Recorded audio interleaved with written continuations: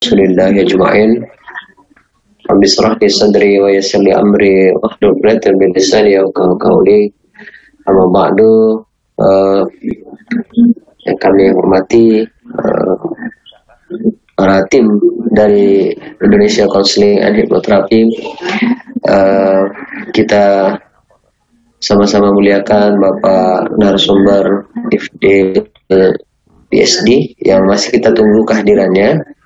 Setelah kita konfirmasi, sebentar lagi akan masuk ke Zoom kita. Yang saya banggakan Bapak Ibu sekalian yang bersedia hadir mengikuti seminar kita di seri kedua. Bapak Ibu sekalian, sambil menunggu narasumber kita masuk, kami menghimbau jika ada Bapak Ibu sekalian yang memiliki artikel yang ingin dibedah atau sudah akan dimasukkan ke jurnal Scopus atau akan dimasukkan ke jurnal Scopus, kita bisa bedah bersama di seri kali ini. Kali ini kita akan dipandu langsung oleh Pak Ifdil yang merupakan salah seorang pakar di bidang jurnal Scopus. Bapak Ibu sekalian bisa lebih leluasa nantinya bertanya kepada Pak Ifdil karena latar belakangnya adalah pendidikan. Beliau merupakan salah seorang dosen di Universitas Negeri Padang. Sudah lebih kurang 10 tahun untuk menembus jurnal Scopus, dan Bapak Ibu sekalian bisa cek nanti di Sinta tentang karya-karya beliau. Namanya sangat singkat, Ifdil saja, namun karya-karya yang dihasilkannya sudah cukup banyak. Bapak Ibu sekalian, perlu kami informasikan bahwa nantinya dalam mengisi absensi, kami harapkan email yang dikirim adalah email yang aktif dan benar dalam penggunaan besar kecilnya huruf serta spasi pada email. Jika nanti ada kesalahan di spasi email, maka biasanya tidak terkirim sertifikat yang kami buat, karena yang sertifikat yang kami buat itu otomatis dikirim ke email Bapak Ibu sekalian jika benar secara langsung akan masuk di hari ini juga. Bapak Ibu sekalian, kami perlu juga informasikan bahwa jika ada kendala di pengisian sertifikat, mohon dilapor kepada kami agar kami bisa menyelesaikan permasalahan tersebut, agar nanti tidak merugikan Bapak Ibu sekalian telah mengikuti acara seminar kita. Bapak Ibu sekalian, kita masih menunggu narasumber kita untuk masuk. Kami kembali informasikan kepada Bapak Ibu agar yang mempunyai artikel bersedia untuk berbagi tentang artikel yang akan kita bedah bersama nantinya dengan Bapak narasumber kita, atau yang sudah memiliki rencana untuk menembus Scopus sudah akan disubmit, lalu masih ada sedikit keraguan, kami akan mencoba membantu Bapak Ibu sekalian untuk memudahkan Bapak Ibu sekalian mengakses jurnal Scopus. Untuk seri ketiga juga kami informasikan bahwa seri ketiga kita akan membahas tentang data mining. Jadi pengolahan data yang berguna untuk mengetahui apa-apa saja yang menjadi isu populer di saat sekarang ini, sehingga memudahkan Bapak Ibu sekalian untuk membuat artikel sesuai dengan kebutuhan pasar. Bapak Ibu sekalian, kekurangan yang selama ini kita lihat di banyak artikel itu adalah kita terlalu terburu-buru untuk membuat artikel tersebut, sehingga kita tidak lihat kebutuhan pasar terhadap artikel tersebut. Saya juga memiliki pengalaman yang sama dengan Bapak Ibu sekalian, juga masih baru beberapa jurnal yang sudah Scopus, belum banyak, tapi kita sudah mencoba untuk menembusnya dan sudah beberapa yang tembus. Dan tahun ini mungkin ada 2 jurnal Scopus yang segera terbit yang telah kami tulis. Berangkat dari pengalaman inilah makanya kita membuat webinar menembus Scopus, agar Bapak Ibu sekalian yang merasa kesulitan untuk menembusnya, kita bisa selesaikan dengan bersama-sama, dengan berdiskusi, agar kendala yang Bapak Ibu rasakan bisa kita selesaikan. Bapak Ibu sekalian, nanti juga akan ada seri keempat yang akan kita buat seminarnya bersama dengan Dr. Habibie Saleh, yang kita akan tunggu konfirmasinya. Beliau merupakan dosen Fakultas Tarbiyah yang memiliki H-index Scopusnya 17. Jadi sekarang yang tertinggi di kampus Universitas Negeri Islam Sultan Syarif Qasim. Oleh karena itu saya berharap Bapak Ibu sekalian tidak bosan mengikuti seminar kita, karena kita sama-sama belajar bagaimana cara bisa masuk ke Scopus, karena sekarang merupakan hal yang mutlak digunakan oleh dosen ataupun yang menginginkan kenaikan pangkat,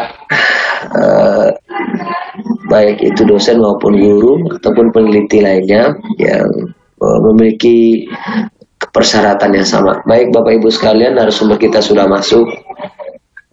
Karena narasumber kita sudah masuk, saya berharap Bapak Ibu sekalian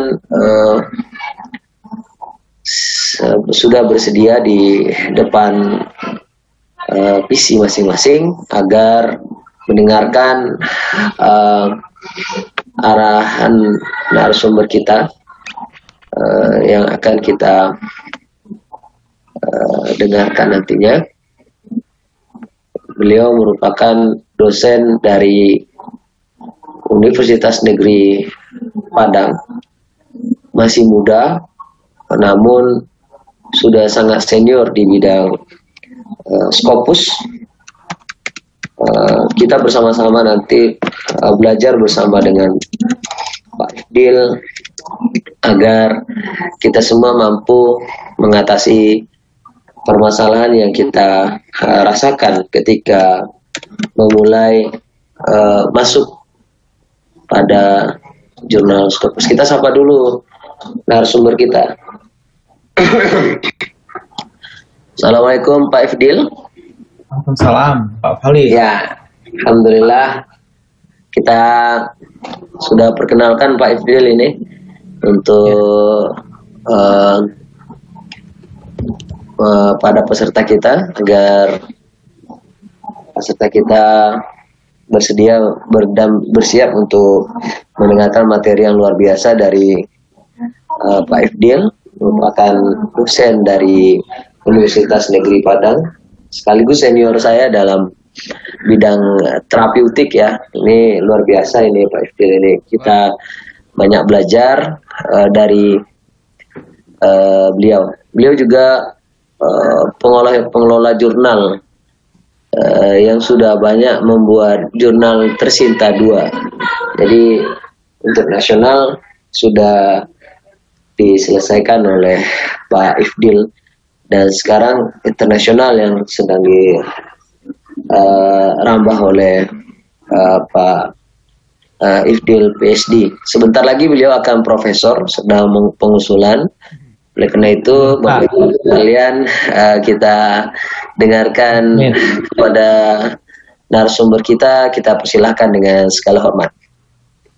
Baik, terima kasih Pak Fahli. Mohon bantuan untuk bisa share screen, Pak. Assalamualaikum warahmatullahi wabarakatuh. Waalaikumsalam. Udah bisa Pak Ifdil. Ya? Udah bisa tuh. Langsung ya. otomatis. Oke. Bisa, Pak? Udah, oke. Coba dulu. Sudah bisa kelihatan? Sudah. Share screen-nya udah nampak, Pak? Belum ya? Bismillahirrahmanirrahim.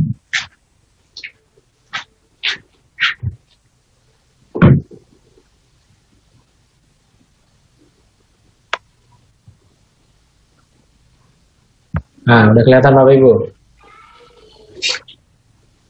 Oke, kelihatan. Baik, Assalamualaikum warahmatullahi wabarakatuh. Waalaikumsalam warahmatullahi wabarakatuh.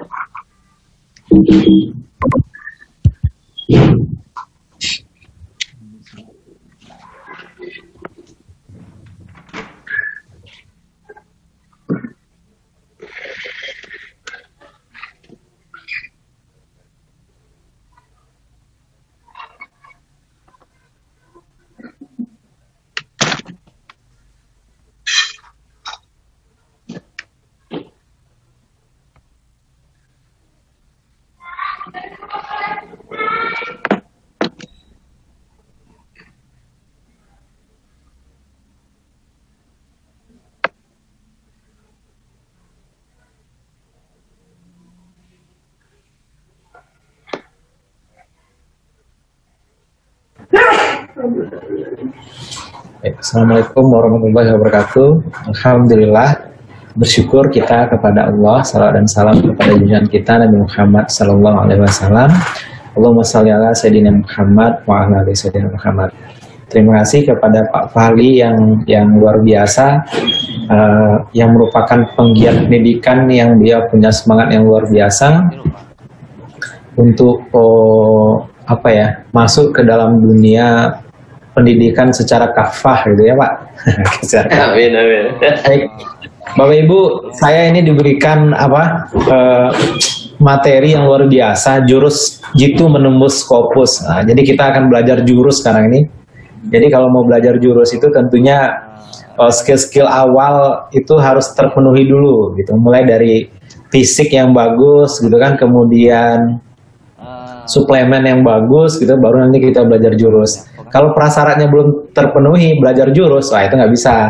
Jadi kita belajar gimana cara mukul dan nendang, tapi ternyata fisiknya tidak memadai, jadi tidak tercukupi Bapak Ibu. Tapi insya Allah dengan kesungguhan ini lebih mudah insya Allah Bapak Ibu. Nah, untuk bisa menguasai jurus ini, maka yang harus dilakukan kan harus tahu dulu musuh-musuhnya apa gitu kan. Seperti apa sih si Scopus ini gitu kan. Sehingga nanti kita bisa membuat sebuah strategi, kita membuat sebuah cara yang lebih mudah agar bisa masuk ke jurnal-jurnal yang ada. Baik, ini tentang saya Bapak Ibu. Insya Allah nanti slide-nya dibagi. Sebenarnya saya bilang Pak Fahli, saya itu tidak terlalu hebat di Scopus, Bang Fahli, karena di Indonesia sendiri itu banyak yang publikasinya lebih banyak di Scopus dibandingkan saya. Saat ini sedang belajar Bapak Ibu, di WO Science itu high index baru 2 Bapak Ibu, jadi ini masih sedang diperjuangkan betul, karena memang untuk mendapatkan kualitas artikel yang bagus itu persoalan juga untuk kami di bidang social science dan pendidikan. Di Scopus itu naskah saya ini baru 53 Bapak Ibu, jadi ini sangat banyak lagi yang jauh lebih banyak dibandingkan kami di Scopus. di Indonesia, orang-orang Indonesia banyak sekali Bapak Ibu. Jadi tapi insya Allah meskipun baru 53, tapi mudah-mudahan bisa berbagilah Bapak Ibu gimana bisa masuk ke Scopus ini. Kemudian di Scholar Google itu H-index-nya 18, cukup banyak dibandingkan yang lain karena ini kan levelnya seperti itu Bapak Ibu. Nah di Scopus sendiri sebenarnya saya ini masih ada PR karena di 2018 itu kita banyak sekali di Scopus ini itu di konferennya Bapak Ibu. Jadi ada 30. Jadi 2018 itu ada sebuah konferen yang kita ikuti, ada beberapa konferen yang itu kita menyerbu gitu kan, sehingga menjadi catatan yang apa ya? Menjadi catatan yang catatan buruk lah menurut kami karena terlalu banyak komplain paper gitu kan, meskipun di Scopus banyak tapi cuman komplain paper. Nah sehingga sejak 2019 sampai 2020 sudah nggak pernah lagi bikin komplain paper. Ada 1-2 aja. Kalau dulu itu kan kita masif gitu ya, produksinya banyak gitu. Sekarang sudah enggak, kita fokusnya ke jurnal. Jadi kalau Bapak Ibu lihat di Sinta itu ada artikel, kemudian ada kompren, dan yang lain ini misalnya book chapter seperti itu belum ada. Jadi seperti ini. Dan posisinya pun masih didominasi oleh Q4 Bapak Ibu. Jadi sedikit di Q3, Q2 dan Q1. Meskipun tidak ada satupun yang tidak masuk Q, tapi memang kualitasnya belum sehebat teman-teman lain lah, gitu insya Allah. Tapi mudah-mudahan bisa membantu nantinya Bapak Ibu kita berkonsultasi, kita saling berbagi, tidak dalam rangka menggurui Bapak Ibu. Nah, kalau bicara Scopus, saya ingin kita kembali menstruktur ulang diri, karena banyak sekali yang bilang saya mau masukkan jurnal ke Scopus. Ya itu berat Bapak Ibu karena memasukkan jurnal di Indonesia dari 70.000 jurnal yang ada di Indonesia, ISSN yang terbitkan itu hanya 75 yang masuk Scopus. Nah, mungkin maksudnya artikel. Jadi antara jurnal dan artikel ini sering tertukar-tukar gitu. Itu sering terjadi di kita ya. Indonesia kita punya pola bahasa yang umum, yang itu unik gitu. Misalnya pinjam motor, pinjam Honda. Kalau dibilang pinjam Honda, yang diberi misalnya Mio gitu kan. Oh, punya Honda nggak ada, tapi Honda Mio. Padahal Mio itu bukan Honda. Nah, misalnya begitu ya. Nah, antara artikel dan Scopus ini posisinya sering terbalik gitu. Misalnya dosen meminta mahasiswanya agar membuat jurnal terindeks Scopus. Itu berat. Karena membuat jurnal itu kan artinya membuat websitenya, menghadirkan editornya dan seterusnya. Mungkin yang dimaksud artikel. Nah, sekarang kita mulai menstruktur ulang apa itu artikel, apa itu jurnal, dan Scopus itu posisinya di mana. Nah, kalau bicara artikel ilmiah itu naskah ilmiah. Jadi naskah ilmiah yang dibuat. Nah, yang publikasinya itu bisa ke jurnal, bisa ke seminar poster, kemudian bisa ke proceeding, bisa ke buku, atau dalam bentuk paten. Di Indonesia sendiri, jurnal itu dibagi menjadi lokal, nasional, internasional. Proceeding juga itu ada proceeding nasional dan internasional. Dan itu menempati posisi yang berbeda di kita. Ada jurnal lokal, ada jurnal nasional, nanti nasional dibagi lagi menjadi nasional terakreditasi, internasional dibagi internasional bereputasi, dan internasional. Nah ini, jadi artikel ilmiah ini, itu bisa kita publikasikan dalam bentuk jurnal, ke jurnal gitu kan ya, bisa dipublikasi ke proceeding, bisa dipublikasikan ke bentuk buku, seperti itu, yang disebut dengan naskah publikasi. Ada naskah satu lagi yang unpublished, misalnya skripsi, kemudian tesis, kemudian disertasi. Nah ini termasuk naskah ilmiah yang unpublished. Jadi kalau Bapak Ibu mengutip di skripsi, di tesis itu kan ada nanti misalnya di ujungnya itu TT, tidak terbit. Nah, kenapa skripsi dan tesis tidak terbit? Ya karena seperti itulah posisinya gitu Bapak Ibu. Nah, kalau bicara, ada orang yang bilang saya ini harus masukkan ke proceeding atau ke jurnal. Gimana sih membedakan naskah ilmiah yang harusnya ke proceeding dan yang akan ke jurnal? Bagaimana cara kita sebagai seorang saintis untuk bisa memilah itu?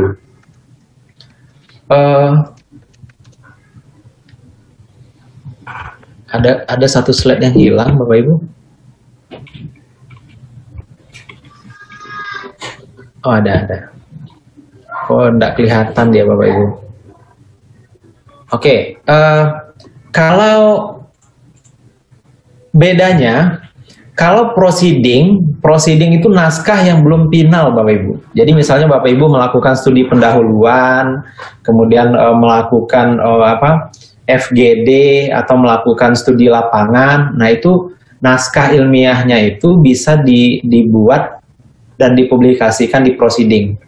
Jadi misalnya kalau Bapak Ibu S3 atau di magister, sebelum publis hasil akhir dari tesis ke dalam jurnal, studi pendahuluan itu bisa diproceedingkan. Nah jadi, namun banyak juga terjadi kesalahan di kita, tapi masih diokekan juga. Sebagai penyelenggara kompren, kadang-kadang kita menolak beberapa naskah yang diterbitkan di proceeding bukan karena jelek, tapi karena terlalu bagus. Karena naskah ini layaknya ke jurnal, tapi disubmitnya ke proceeding. Jadi kita tolak. Dan saran kita sampaikan bahwa naskah terlalu bagus dan sebaiknya ke jurnal. Nah seperti itu Bapak Ibu. Meskipun beberapa pengelola kompren itu bekerja sama dengan penerbit jurnal, nah maka selected artikel itu masuk ke jurnal. Nah seperti itu. Di proceeding sendiri sebenarnya proceeding itu ide-ide baru di kompren. Bapak Ibu punya rencana misalnya ingin mengembangkan sebuah metode pembelajaran dengan menggunakan musik misalnya, dan metode ini belum pernah dikembangkan. Nah cerita tentang rencana Bapak Ibu yang akan mengembangkan metode musik ini itu diceritakan di proceeding. Di proceeding ini Bapak Ibu present, sampaikan ke teman-teman yang ada di kompren itu bahwa ada rencana untuk mengembangkan sebuah metode pembelajaran dengan menggunakan musik. Nah, biasanya kompren itu kan satu bidang ilmu ya. Jadi orang-orang dalam bidang ilmu itu bisa memberikan masukan kepada Bapak Ibu, apakah ini layak dilakukan atau ini tidak layak dilakukan. Yang akhirnya dari ide itu maka Bapak Ibu melakukan riset yang lebih lanjut, maka di akhirnya konstruk metode pembelajaran dengan menggunakan musik ini yang dimasukkan ke jurnal, seperti itu. Jadi ada step by step. Misalnya kita ada contoh sebuah ide dari Prof. Anwar yang dulunya belum profesor. Beliau penemu 4G. Jadi kalau Bapak Ibu sekarang menggunakan teknologi 4G, teknologi 4G itu oleh Prof. Anwar itu kan beliau melakukan beberapa kali konferen gitu kan ya, dengan membawa ide 4G, tapi ilmu sains grup-grup itu menolak. Karena apa?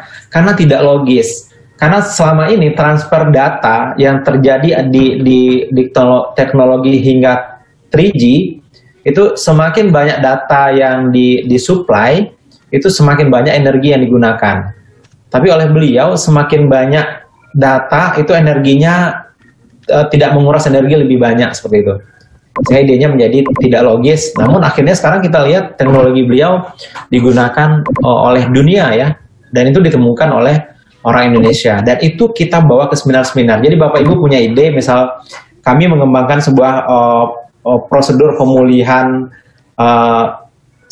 kondisi trauma, IPLT misalnya, itu kami bawa di beberapa kompren. Kenapa? Gunanya apa? Untuk mendapatkan balikan-balikan, feedback dari teman-teman. Jadi 2016 kita kembangkan, 2017, 2018, hingga baru 2019 kita publikasi.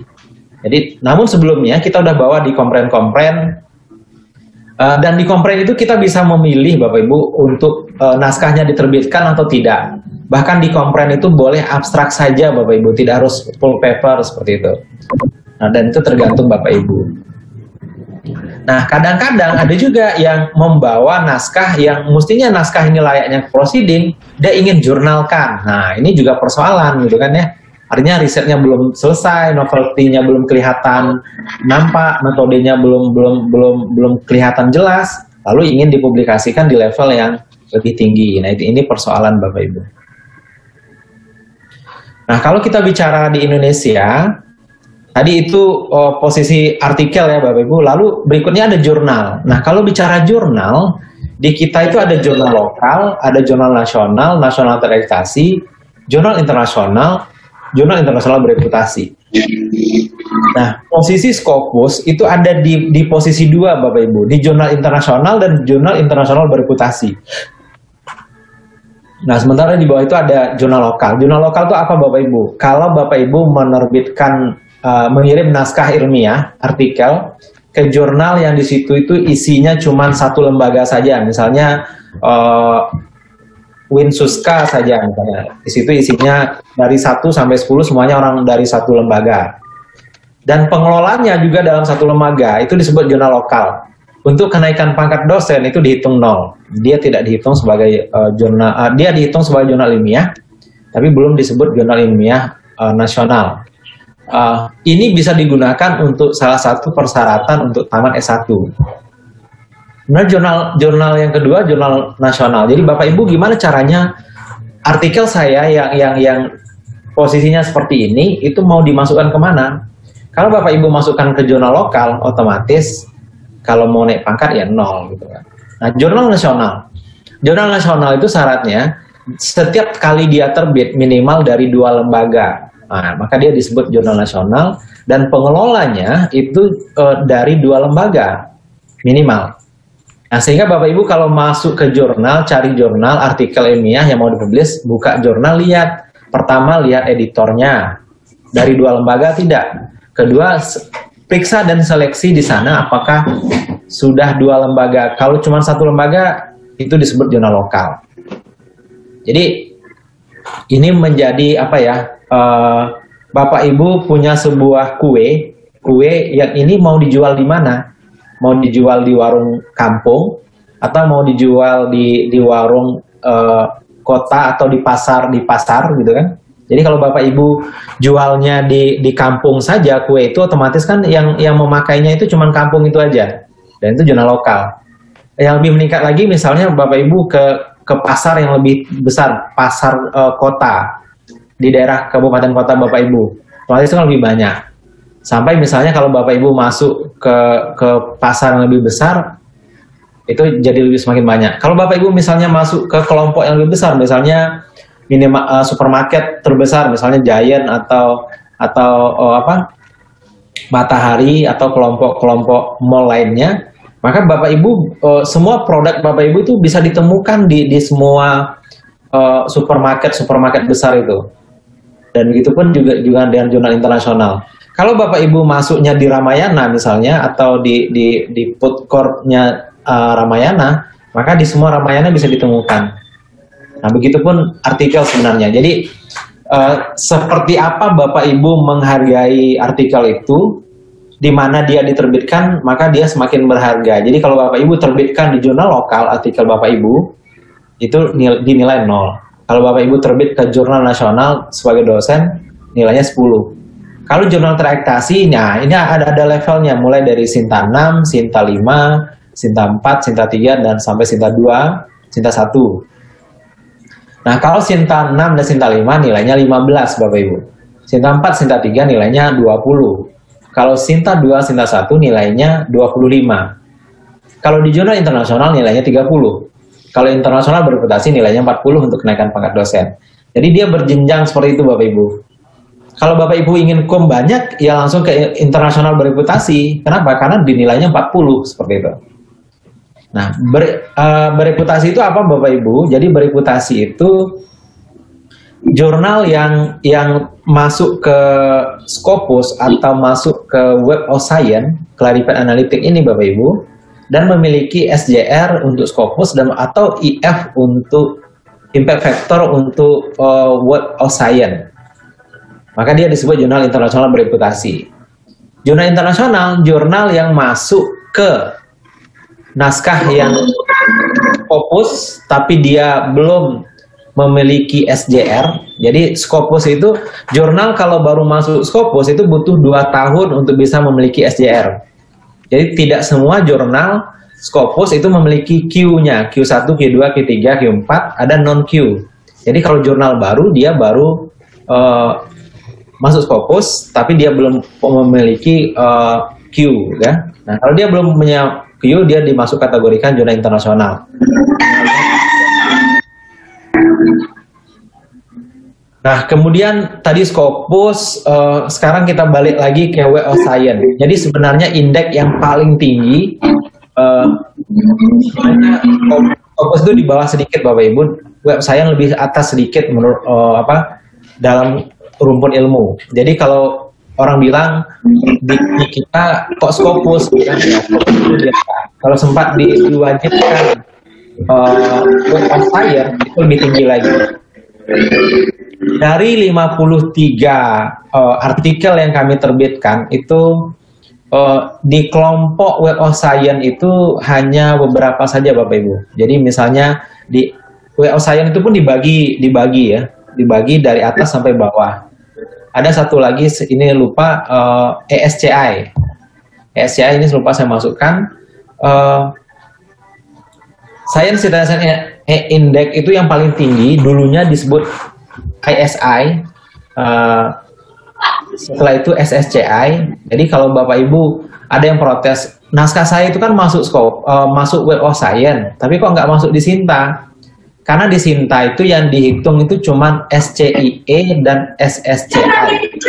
Sementara di Indonesia ini naskah yang paling banyak Web of Science itu kategorinya di CPCI Bapak Ibu, Complaint Proceeding Citation Index.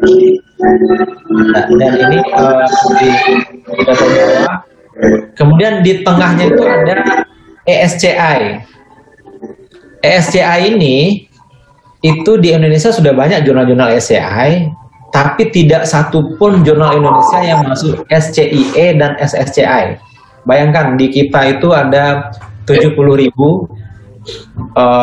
5.000 terakreditasi, 75 masuk Scopus, tidak satupun masuk di Web of Science Core, jadi SCIE dan SSCI. Tapi sudah banyak beberapa yang ada di ESCI.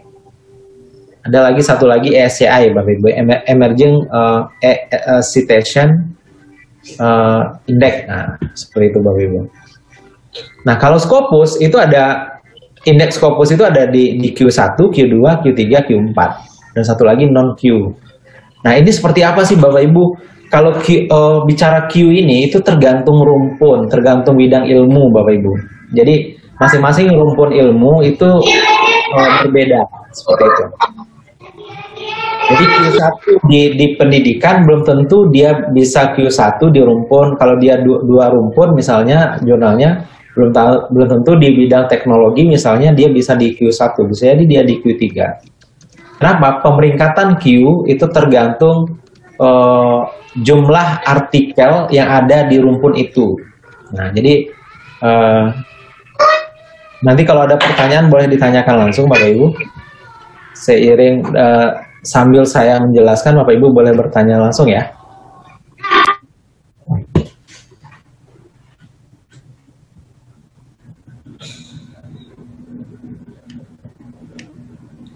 Jadi di Scopus ada Q1, Q2, Q3, Q4. Nah, yang menghitung Q itu adalah Skimago, SJR tadi. Jadi SJR itu perusahaan non-Elsevier yang menghitung, yang membuat peringkat jurnal-jurnal Bapak Ibu. Jurnal yang indeks di Scopus. Sementara kalau jurnal yang di Web of Science itu dihitung oleh mereka sendiri yang master journalist namanya. Nah, itu di situ. Oke, baik Bapak Ibu. Semoga tidak panas ya Bapak Ibu kepalanya. Ada yang mau ditanya dulu Pak Fali sebelum kita masuk ke yang lain? Silakan.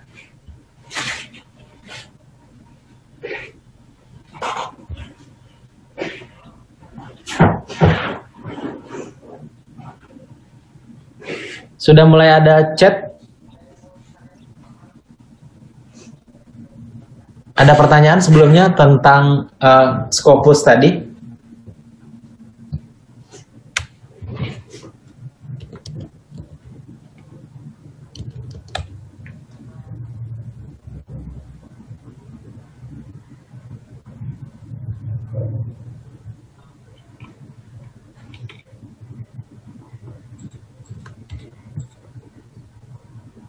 Pak Fali, halo. Jika ada yang mau bertanya silakan.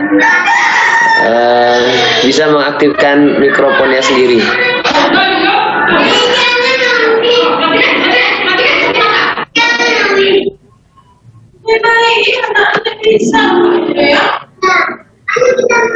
Oh, nampaknya belum ada Pak Fadil untuk pertanyaan pada sesi ini. Namun kita sudah kirimkan kepada Pak Ifdil di WhatsApp Pak Ifdil artikel yang mau di share nantinya di sesi akhir untuk dibedah. Untuk dibedah nantinya karena permintaan beliau seperti itu tadinya. Boleh. Sebelum itu nampaknya kita lanjutkan dulu. Prof, silakan. Oke, kita lanjutkan. Kalau tidak ada pertanyaan. Jadi memang tidak tepat kalau seandainya ada pernyataan mau menerbitkan jurnal ke Scopus. Scopus itu bukan tempat untuk menerbitkan jurnal, Bapak Ibu. Tapi Scopus itu adalah pengindeks. Jadi Bapak Ibu itu tidak harus membuat jurnal, tapi yang dibuat itu artikel.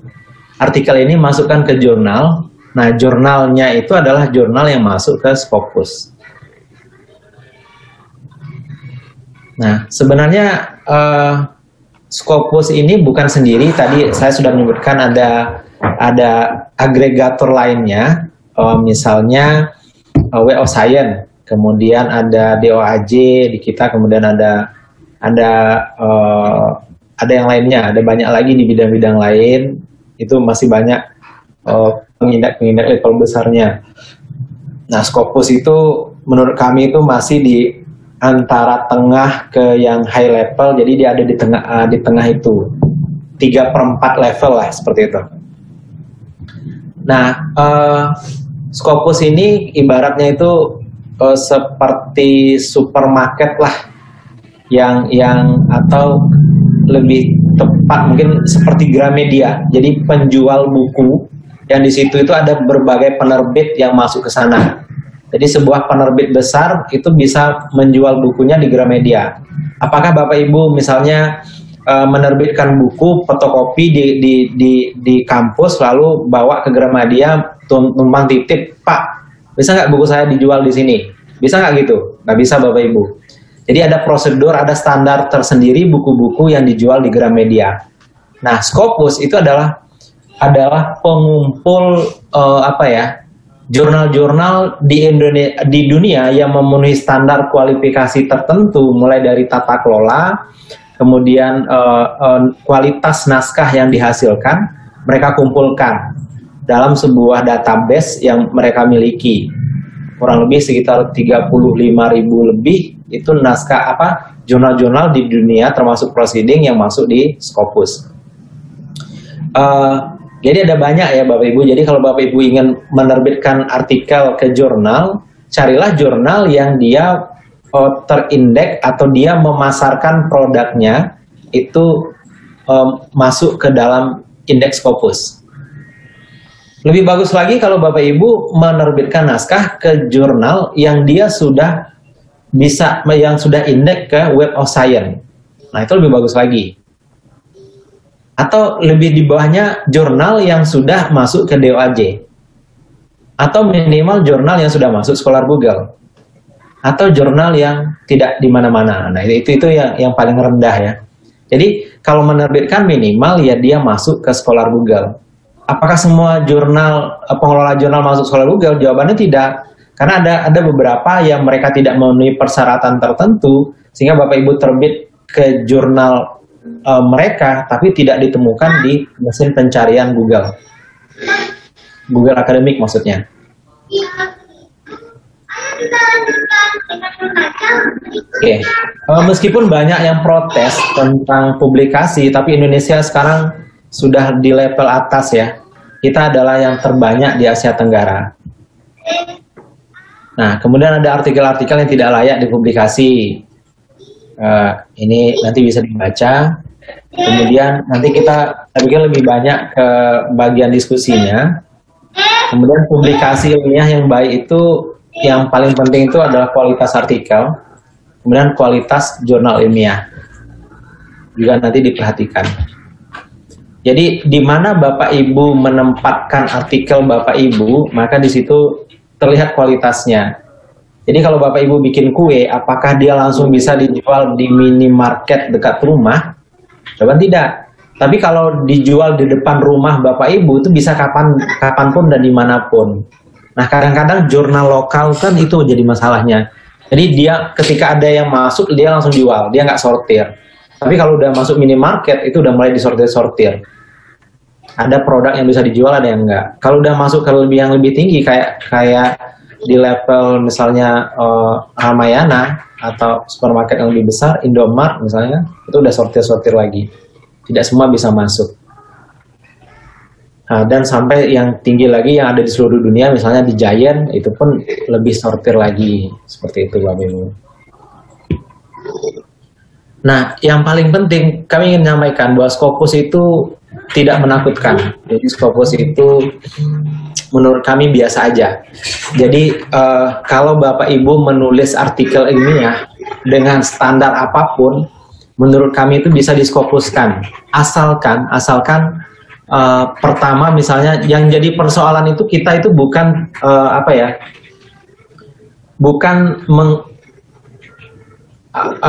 produk yang kita buat itu bukan tidak enak Bapak Ibu. Jadi kalau Bapak Ibu lihat kue-kue, jadi misalnya ada kue yang dijual di warung-warung kecil itu biasanya itu enak ya. Tapi sayangnya itu dia nggak bisa dimasukkan ke supermarket. Kenapa? Kuenya itu tanpa label Bapak Ibu. Jadi Bapak Ibu lihat tidak ada logo halalnya, tidak ada netonya, tidak ada komposisinya, sehingga orang tidak banyak mendapat informasi dari apa yang dari info produk itu. Nah, bagaimana dia bisa berjual mahal dengan menampilkan informasi-informasi secara jelas. Ketika naskah Bapak Ibu bikin metodologinya itu terlalu umum, itu jadi persoalan. Kenapa? Karena kalau terlalu umum, orang nggak terlalu jelas gitu kan. Tapi kalau di depan rumah Bapak Ibu bisa jual. Tapi kalau mau jual ke supermarket yang lebih besar, itu persoalan. Nah sebenarnya riset kita itu rata-rata bagus. Asal Bapak Ibu melakukan sebuah riset dengan prosedur yang benar, itu kan artinya bagus. Tapi bagaimana cara melaporkannya dalam bentuk artikel ilmiah, nah di sini persoalan. Yang berikutnya misalnya, masih banyak yang membuat skripsi ditransfer ke jadi artikel ilmiah, itu bahasanya masih bahasa skripsi. Seperti yang kami sampaikan di awal, bahwa skripsi itu unpublished, sementara artikel ilmiah itu adalah published. Jadi antara bahasa unpublished dan bahasa published itu beda Bapak Ibu. Seperti itu ya. Nah, Scopus itu sebenarnya mudah dan mengasihkan. Yang paling penting adalah tentukan topiknya, terus nanti koordinasi dengan tim untuk bekerja, lalu menulis. Pastikan Bapak Ibu tidak bekerja sendiri Bapak Ibu. Kalau Bapak Ibu ingin menembus Scopus, bisa sendiri? Bisa. Bagus nggak sendiri? Masalah. Kenapa masalah? Nanti kalau artikel ini akan Ibu gunakan, Bapak Ibu gunakan untuk kenaikan pangkat di PO/PAK, itu akan bermasalah. Sebuah artikel yang bagus itu tidak mungkin dihasilkan oleh satu orang. Ketika satu orang mendominasi, ini diduga bahwa dia sedang melakukan sebuah perbuatan yang perbuatan yang tidak sesuai gitu kan. Kenapa? Masa dia sendiri yang melakukan riset itu? Mungkinkah seorang bisa melakukan riset dengan sendiri? Jawabannya bisa, tapi kualitas riset yang dihasilkan oleh satu orang dengan kolaborasi banyak orang itu berbeda. Jadi ketika Bapak Ibu menulis satu orang, ini persoalan. Bisa masuk ke jurnal Scopus ya bisa, tapi nanti Bapak Ibu akan jadi masalah. Lalu gimana? Bikinlah teamwork, bikinlah tim yang akan bekerja. Jadi seperti itu, sehingga nanti dalam satu artikel itu ada beberapa orang yang dimasukkan, yang memang bekerja. Nanti ada beberapa poin yang kita harus yang harus ada di dalam artikel. Nah, menulisnya berdasarkan hasil riset sebelumnya, berdasarkan hasil penelitian, atau bahkan berdasarkan studi referensi literatur-literatur. Bapak Ibu kumpulkan sebuah buku, Ibu analisis buku itu, nanti didukung oleh berbagai teori dan seterusnya.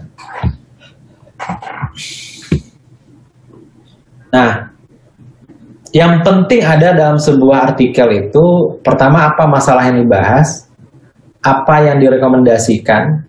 Jadi di penutup dari sebuah artikel nantinya itu harus ada sesuatu yang itu menjadi solusi dari sebuah masalah yang dikemukakan.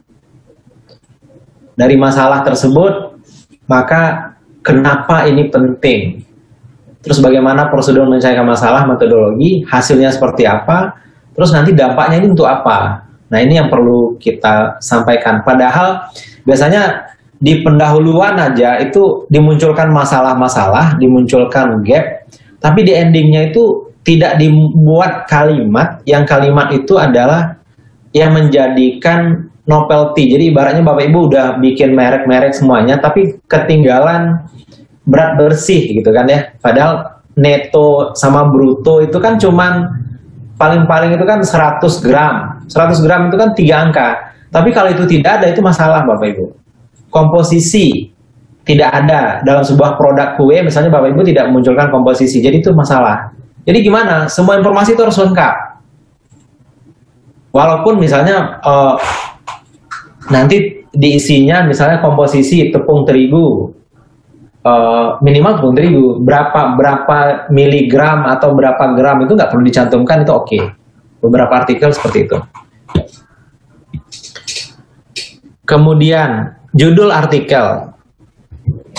Judul artikel ini tip dan triknya. Judul artikel itu Bapak Ibu jangan terlalu tradisional atau jangan terlalu lokal sekali. Misalnya Bapak Ibu sampai memunculkan di judul itu sampai ke tempat-tempatnya. Misalnya efektivitas penggunaan CTL di SD 58 Negeri 1 Sungai Geringging misalnya. Nah, itu sudah terlalu, akhirnya seolah-olah itu hanya bisa digunakan untuk di daerah itu saja. Jadi judul itu provokatif. Jadi yang terbagus itu judulnya provokatif. Kemudian memuat temuan dan memuat metode dan membuat temuan. Itu lebih bagus. Kalau misalnya Bapak Ibu membuat hubungan antara motivasi belajar dengan hasil belajar, itu terlalu umum Bapak Ibu. Mestinya Bapak Ibu, adakah hasil belajar yang tinggi dipengaruhi oleh motivasi? Tanda tanya. Nah, itu judul provokatif maksudnya Bapak Ibu. Jadi buatlah judul-judul yang tidak biasa seperti itu. Kemudian tidak diperkenankan membuat judul yang ada kata-kata singkatan. Di dalamnya ada singkatan-singkatan, sebaiknya dihindari. Oke.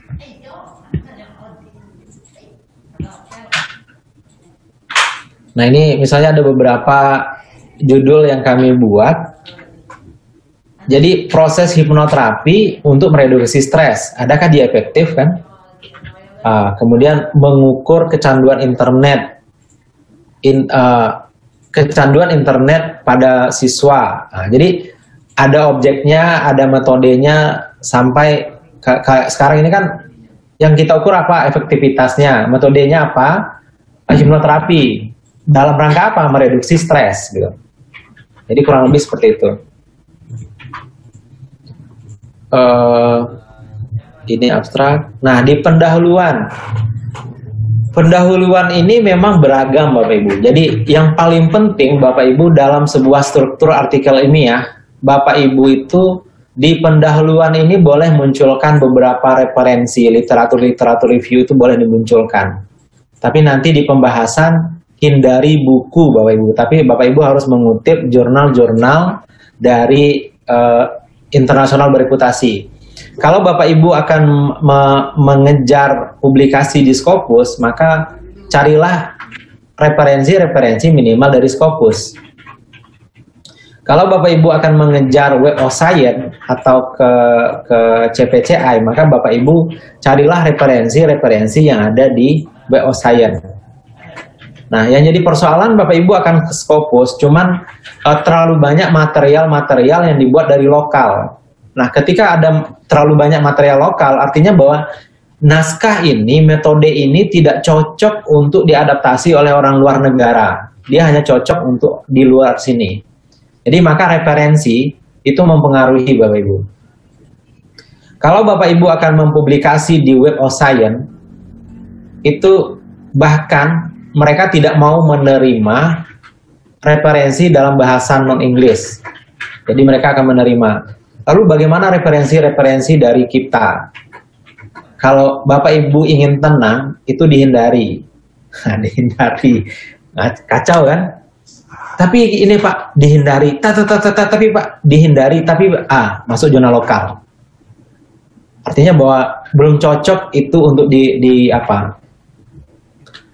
Kecuali mungkin Bapak Ibu menemukan sebuah zona. Jadi mayoritas memang tidak bisa. Di pendahuluan itu pertama ada latar belakang, kemudian ada state of the art, kemudian ada masalah atau gap analisisnya, nanti munculkan novelty statement, kemudian tujuan penelitian. Nah, ini perlu kami sampaikan, kalau dimulai dari novelty ya, di novelty nanti ada contoh beberapa kata-kata novelty Bapak Ibu, yang Bapak Ibu itu harus ada kata-kata ini, jadi kan. Riset-riset terdahulu fokus pada, dan pada studi ini fokus kepada gitu ya. Jadi ada state of the art-nya itu ada, atau the objective of this research adalah, tujuan penelitian ini adalah. Nah, itu sudah merupakan novelty statement Bapak Ibu. Cuman yang paling penting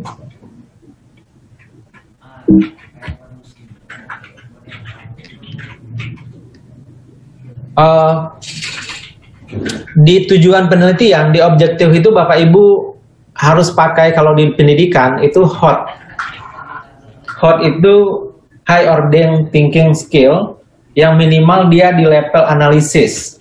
Jadi boleh gunakan analisis, kemudian boleh gunakan to create, atau create satu lagi apa ya. Jadi kalau misalnya kan sering kalau Bapak Ibu menulis di tesis atau deskripsi itu kan misalnya untuk mendeskripsikan, untuk menggambarkan, untuk mengidentifikasi. Nah, itu kan levelnya di bawah. Kalau hanya untuk menggambarkan, maka atau untuk mengetahui, kenapa Bapak Ibu menulis artikel? Baca saja, cari tahu aja. Tidak perlu ditulis di artikel kalau hanya untuk mencari tahu.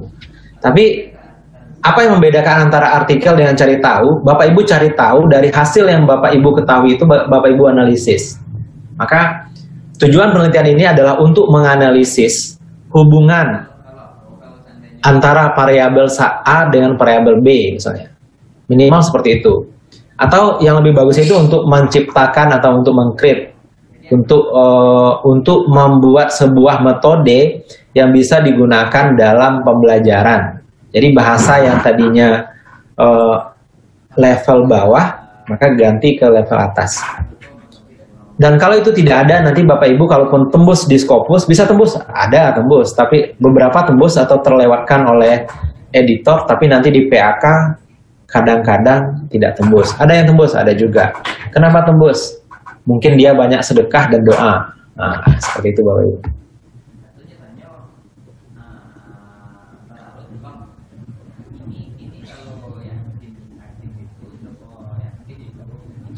Nah, di hasil pembahasan itu harus memenuhi ini. Jadi yang pertama what dan how. Nah, itu harus ada. Setelah itu baru dibahas why-nya, kenapa. Nah, di sini di hasil pembahasan ini Bapak Ibu sudah tidak menggunakan buku lagi, rujukannya itu sudah dari jurnal-jurnal ilmiah Bapak Ibu. Jadi cari di Scholar Google, cari kata-kata berbahasa Inggris, nanti dirujuk dari sana dan gunakan nanti referensi manager. Ini di level bawahnya. Jadi pembahasan setelah Bapak Ibu kemukakan hasil ngolah dan nanti di pengolahan Bapak Ibu jangan gunakan analisis tunggal. Jadi misalnya Bapak Ibu kan kebanyakan misalnya dia menguji apakah terdapat hubungan antara X dan Y, dia hanya menggunakan SPSS. Nah, itu persoalan. Kalau SPSS Bapak Ibu cuma dapat angka misalnya 0, sekian terus selesai. Nah, mestinya Bapak Ibu gunakan lagi software lain untuk menganalisis dalam bentuk yang berbeda. Jadi tidak gunakan analisis tunggal aja. Kalau analisis tunggal, Bapak Ibu masukkan proceeding. Seperti itu. Jadi gabungkan beberapa analisis. Jadi gabungkan dari beberapa software. Misalnya Bapak Ibu gunakan RAS, kemudian combine dengan SPSS. Kalau di RAS nanti Bapak Ibu gunakan WinStep. Nanti kalau di kualitatif Bapak Ibu bisa gunakan NVivo. Kalau di kuantitatif SPSS dan juga JASP. Nah, nanti ada softwarenya seperti apa? Nanti di demo insya Allah saya tunjukkan. Supaya apa? Supaya data yang Bapak Ibu sajikan itu lebih menarik gitu. Ada aspek menarik. Jadi dalam aspek ini Bapak Ibu misalnya mendesain sebuah gambar untuk sebuah produk yang Bapak Ibu ingin jual, jangan buat gambarnya di PowerPoint, tapi buatlah di gabungan mungkin dari Photoshop dan Corel seperti itu. Jadi dia menjadi lebih bagus. Nah, kalaupun misalnya tunggal, nanti di Y-nya itu diperbanyak gitu. Jadi ini sangat sebenarnya kalau bicara Scopus ini sangat subjektif sebenarnya. Subjektif karena dia tidak bisa digeneralkan, tergantung lagi level-level artikel dan seberapa mapan rumpun yang akan Bapak Ibu tuju. Kemudian apa ada kesesuaian dengan atau pertentangan dari hasil riset terdahulu, terus implikasinya apa? Nah, khusus bidang pendidikan ini akan dijelaskan secara detail Bapak Ibu. Apa yang kita sebut dengan JARS. Jadi kebanyakan metodologi yang dijelaskan, sementara jurnal-jurnal itu menganut stylenya APA, sementara Bapak Ibu tidak melaporkan secara lengkap. Padahal di pendidikan itu rata-rata mereka menggunakan APA dan beberapa juga IEEE ya, tapi lebih banyak kan APA. Nah, seperti apa sih membuat artikel-artikel APA ini? Nah, di sini Bapak Ibu. Kalau Bapak Ibu berkunjung ke websitenya, saya coba buka websitenya ya. Ini. Jadi Bapak Ibu, kalau Bapak Ibu berkunjung ini JARS, Journal Article Report Standard. Jadi sebenarnya APA ini sudah membuat standarisasi artikel-artikel ilmiah yang akan kita buat gitu. Nah, Bapak Ibu cukup ikuti ini. Jadi misalnya apa sih jenis riset Bapak Ibu? Di JARS itu ada JARS kuantitatif, JARS kualitatif, dan JARS mix. Nah, Bapak Ibu sekarang misalnya menulis di mana? Misalnya menulis di riset kuantitatif. Oke, kita buka kuantitatif. Ini kuantitatif. Pak Fali kelihatan kursornya ya. Ini kuantitatif, Bapak Ibu buka. Kelihatan Pak. Kelihatan. Di kuantitatif ini, Bapak Ibu coba lihat. Ada JARS kuantitatif untuk primary quantitative research, kemudian untuk eksperimen design, non-eksperimen design, special design, analysis method, dan meta-analysis. Nah, Bapak Ibu di kuantitatifnya itu di yang mana gitu kan. Misalnya Bapak Ibu menggunakan primary qualitative research, maka di sini dia di guideline-nya seperti ini. Jadi Bapak Ibu buka ini dalam bentuk PDF, saya buka ya. Nah, inilah yang harus ada dalam artikel Bapak Ibu. Misalnya pertama, titel. Titel itu identifikasi main variable dan theoretical issue under investigasi dan relationship misalnya antar item. Kemudian identifikasi depopulasi sadis misalnya pada siswa, tapi tidak secara detail kan. Kemudian autornya apa yang harus ada di sini Bapak Ibu. Abstrak itu harus isi komponennya apa. Pertama objektif. Jadi terbiasa misalnya kita nulisnya dulu background.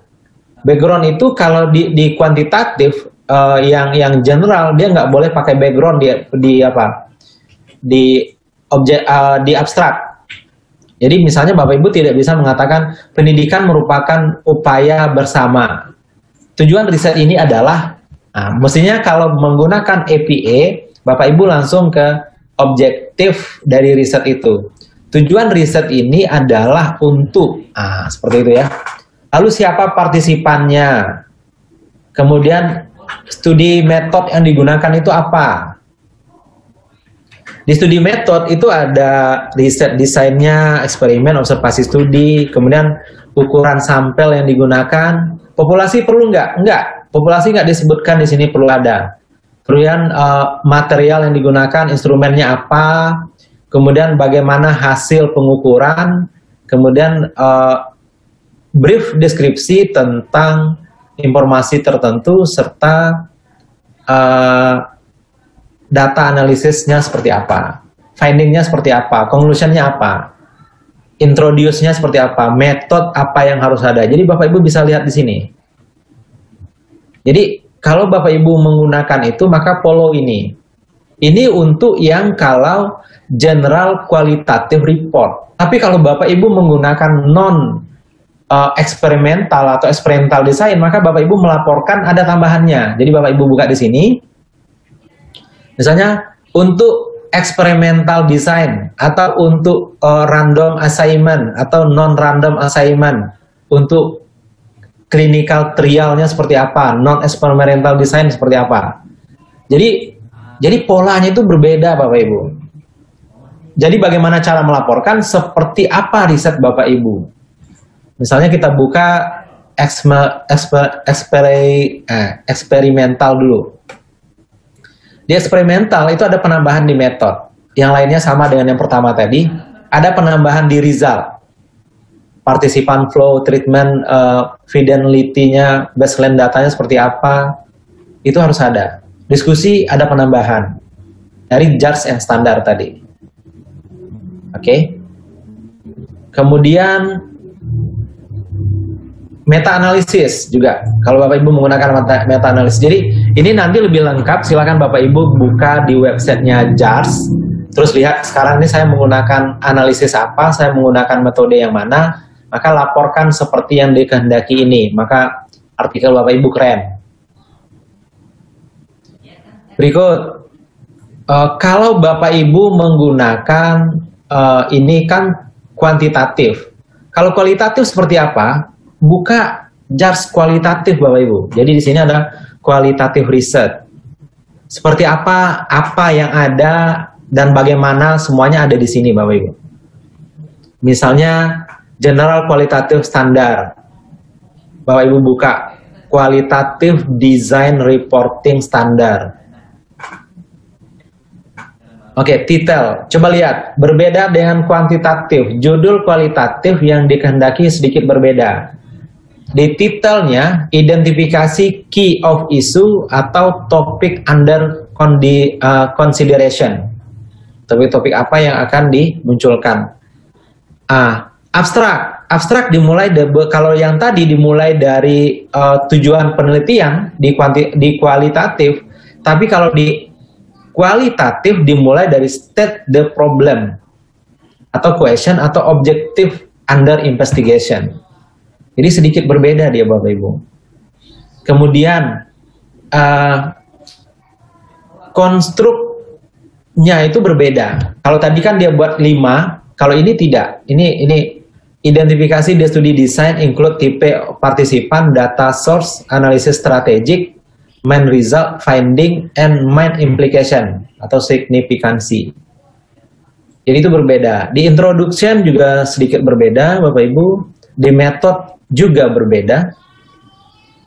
Sampai di data collection semuanya ini berbeda.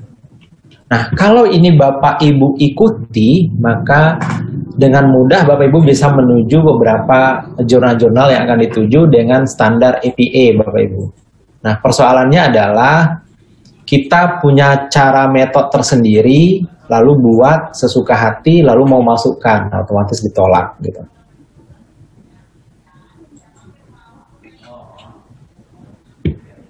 Silakan Bapak Ibu, ada pertanyaan sebelum kita lanjutkan?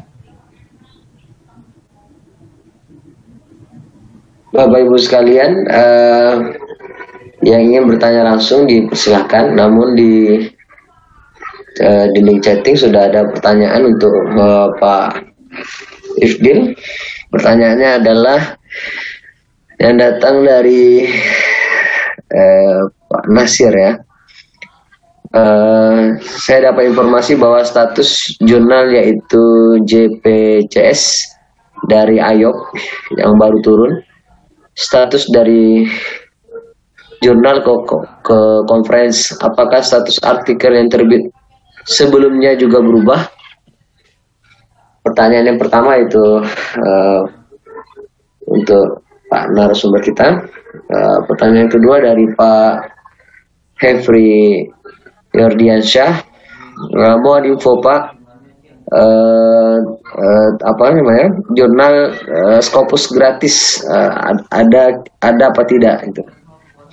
Kalau jurnal yang terindeks Scopus ini untuk Pak Hefri Yordiansyah bisa dicek di channel Sehat Mental, apa saja yang unpublished, apa yang publish bisa dilihat di sana, karena kita sudah men-share-nya kemarin dengan pemateri yang sebelumnya. Untuk pemateri yang sekarang, pertanyaan kita untuk Pak Ifdil, berarti apakah ada Scopus gratis dan bagaimana mempublish ke sana, gitu ya. Oke. Kepada Pak Ifdil kita. Pak Ali, bentar ya. Ada panggilan di belakang, sebentar. Baik, sebelum itu kita bacakan lagi pertanyaan berikutnya dari Pak Muhammad Rodiyallah. Izin bertanya, baru-baru ini ada informasi jurnal-jurnal yang tidak terindeks Scopus. Apakah artikel yang terbit pada jurnal yang sebelumnya Scopus tapi sekarang tidak lagi? Apakah artikel yang terbit sebelumnya ikut kena imbas? Oke. Mungkin ini pertanyaannya untuk pangkat ya Pak Rodiyallah. Nanti kita akan tanyakan kepada narasumber kita apakah itu akan bermasalah atau tidak. Namun untuk teman-teman sekalian, Bapak Ibu yang ingin melihat daftar jurnal yang discontinue dari Scopus, dari WOS, bisa dilihat di channel Sehat Mental, atau kita sudah share di grup WA menuju menembus jurnal Scopus. Jadi bisa lihat di sana, informasi kita sudah berikan agar Bapak Ibu nantinya tidak rugi dalam penerbitan artikel. Penting kiranya Bapak Ibu sekalian tahu apakah jurnal yang sedang Bapak Ibu coba untuk tembus itu masih berstatus Scopus atau tidak, masih continue atau tidak. Juga bisa dilihat di SJR, bisa ditengok continue atau tidak di sana, bisa dilihat, bisa dicek. Namun apabila di situ tertulis discontinue atau tidak ada kelanjutan tahun, mungkin Bapak Ibu sekalian boleh berpikir ulang untuk mensubmit ke sana. Nah, karena narasumber kita sudah hadir kembali, kita persilahkan. Ada 3 pertanyaan ini Pak Pak Prof. Yang pertama tentang AYOP yang JPCS yang tadinya statusnya jurnal lalu berubah jadi konferensis. Apakah itu bermasalah atau tidak? Karena papernya sudah pernah terbit di sana. Apakah termasuk konferensis atau termasuk jurnal, artikel jurnal gitu? Ya. Oke, sebenarnya Oke. Baik, terima kasih Pak Fali untuk hasil.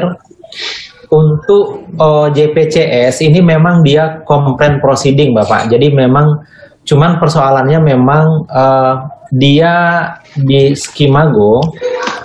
Kalau Bapak Ibu buka Skimago, saya coba share ya, share screen.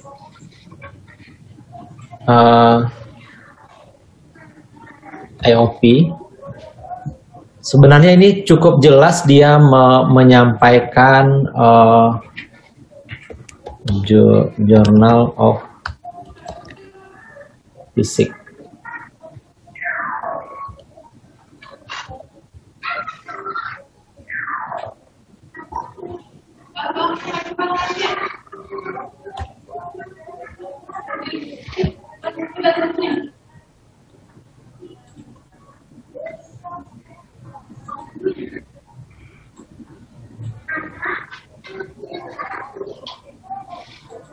Nih, jadi dia kalau di IOP sendiri mereka menyebutkan Journal of Physics Complaint Series. Itu di web mereka. Kalau di Skimago sendiri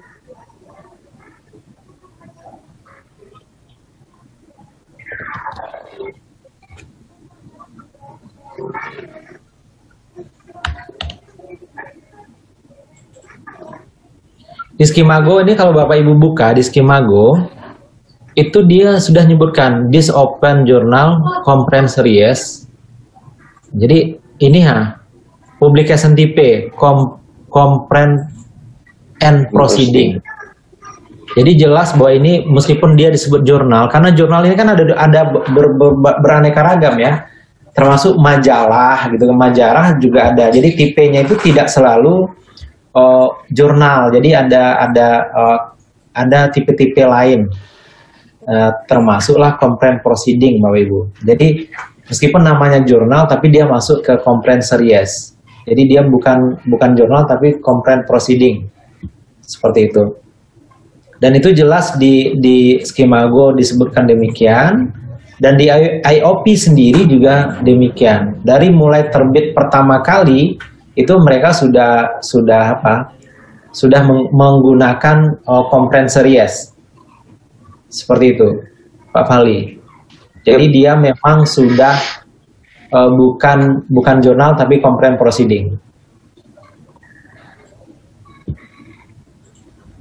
Oke, untuk pertanyaan kedua, informasi tentang jurnal komunikasi yang indeks Scopus dan apakah ada yang gratis? Banyak sekali yang gratis Bapak Ibu. Jadi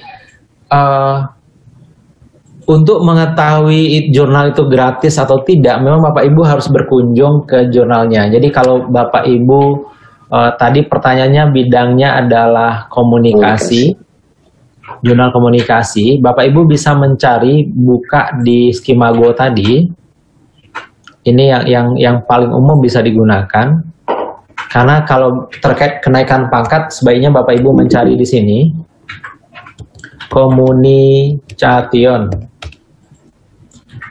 komunikasi, komunikasi double M ya. Nah, setidaknya ada 2.634 jurnal terkait dengan komunikasi. Nah, di sini otomatis gimana sih cara carinya, Pak? Ya, dicari. Bapak Ibu mau cari di mana? Kalau saran kami, kalau bagi pemula mau cari yang gratis itu cari di country rank ini. Jadi Bapak Ibu bisa cari di negara-negara Afrika atau di Latin Amerika atau jangan di tengah-tengah gitu. Ambil di Latin Amerika gitu kan. Atau di Western Europe ini. Nah, misalnya ambil Western Europe, ambil eh, ini kan negaranya lumayan ya. Nah, Bapak Ibu cari misalnya di Malta atau di Monaco, ini ada beberapa jurnal di sini. Cari subjeknya. Subjeknya itu adalah kalau komunikasi itu masuknya di mana Bapak Ibu?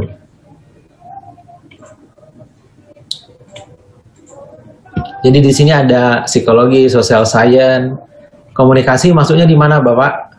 Social science itu. Communication, social science. Nah, nanti kategorinya ada nggak? Communication, ada nih, communication. Nah, di mana? Western Europe atau ambil di Afrika. Nah, ini berpeluang Bapak Ibu untuk bisa lebih mudah.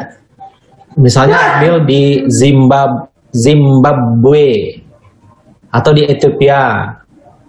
Jadi klik satu-satu, misalnya Ethiopia, lihat jurnalnya. Jurnal di Ethiopia bidang itu.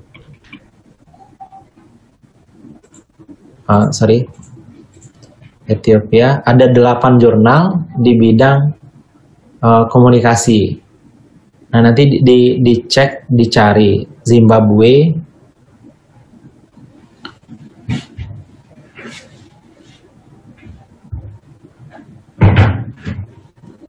Ada satu Q2 di universitas, tapi ini nanti ambil di apanya? Sebentar dicari. Al subjek apa tadi? Komunikasi. Social science. Nah.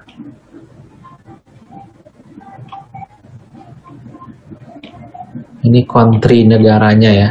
Ambil di jurnal ranking. Oh, tadi country rank, sorry Bapak Ibu. Di sini. Ambil social science. Social science. Oh.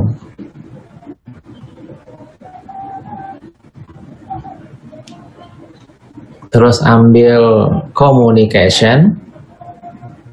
Tergantung Ibu. Terus religionnya ambil tadi di mana tadi? Afrika. Nah, ini Bapak Ibu sudah nemukan nih. Ada 4 jurnal di Afrika tentang komunikasi. Arab Media Society. Nah, atau nanti Bapak Ibu ambil di daerah Latin Amerika. Ya, Q2, Q3. Nah, ini lebih semakin zona, karena kenapa? Di Afrika itu mereka akan mendambakan paper-paper yang datang dari Asia. Tapi kalau Bapak Ibu di Asia, cari jurnal di Asia, itu agak berat. Agak beratnya kenapa?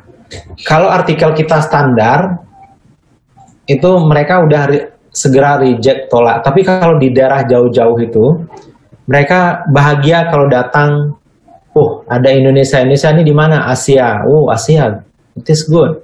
Oke. Bapak Ibu cari di sini ya. Jadi seperti itu. Kalau ini rata-rata mereka gratis, apalagi yang diterbitkan oleh universitas. Misalnya kita coba cari Cogency, Regista de Communication, Uperdistat de Plura. Ini udah mulai kacau kan bahasanya. Kita buka di sini di Skimago itu ada homepage. Nah, biasanya dalam jurnal ini mereka menyediakan bahasa Inggris, Bapak Ibu. Tapi kalaupun tidak ada, Bapak Ibu bisa terjemahkan ke dalam Google Translate, nanti kita lihat gitu. Apakah dia menerbitkan artikel dalam bahasa Inggris atau tidak. Ini karena jaringan, Bapak Ibu, sedikit lambat. Country-nya Peru, publication type-nya jurnal. Karena ini ke Peru, jadi mungkin agak lama dibandingkan ke Pekanbaru. Itu discontinue gitu jurnalnya Pak Abdil. Ya, ini bisa lihat nih, coverage-nya 2009. Ya. Nah, ini bisa jadi discontinue kan. Nanti dicari lagi di apa? Jurusnya melihat lagi ya. discontinue atau enggak, nanti Bapak Ibu buka Scopus. Jadi buka Scopus. Di Scopus ini tanpa login, Bapak Ibu lihat di bagian bawah ada content coverage. Ini kalau dibuka, maka akan terlihat di sini di bagian bawahnya itu ada list. Nah, download the source title list, download the book list title, discontinue source from Scopus. Jadi Bapak Ibu bisa download sendiri di sini. Login ke, enggak usah login, ketik scopus.com. Terus di bagian bawah ada content coverage. Lalu nanti dia akan buka di bagian bawahnya itu ada di sini. Ada 3 list ini. Nampak ya Bapak Ibu? Discontinue source from Scopus. Bapak Ibu buka. Ini sekaligus menjawab pertanyaan dari Ibu siapa tadi ya? Apakah jurnalnya discontinue atau enggak? Kita dibuka dulu Excel-nya.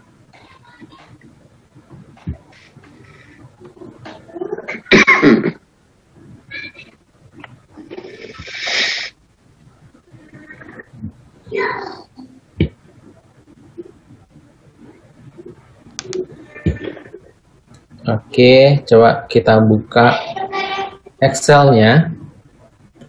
Nah, di Excel ini ada, kalau di ujung sebelah kanan, Bapak Ibu bisa cek status September 2020. Jadi ini semua list discontinue dimasukkannya ke sini. Dan yang baru ada di warna oranye. Ini warna oranye ini baru ini Bapak Ibu. Ini yang baru. Nah, apakah jurnal Bapak Ibu itu discontinue atau tidak?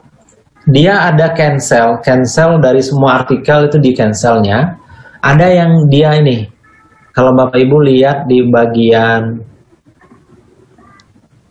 ini, discontinue from. Jadi di sini ada kapan dia sudah nggak cover lagi.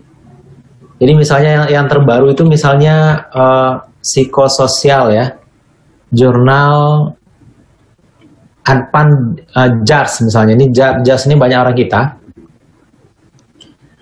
Jurnal Advanced Research Dynamic and Control System itu dia mulai discontinue itu dari volume 12 2007. Jadi dari 2007 itu dia udah nggak cover lagi.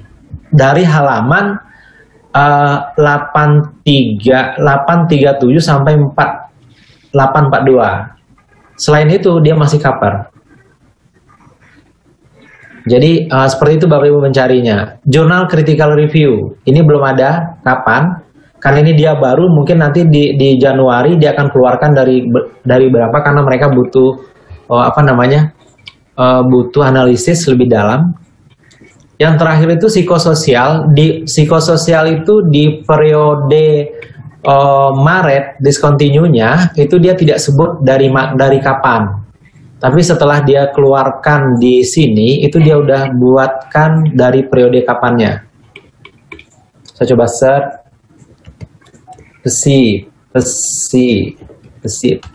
PCH ya. Psiko gimana tuh saya?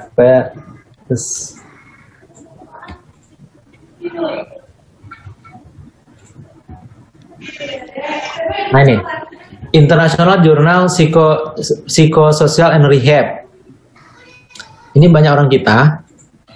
Tapi ini discontinue-nya dari volume 24 nomor 5.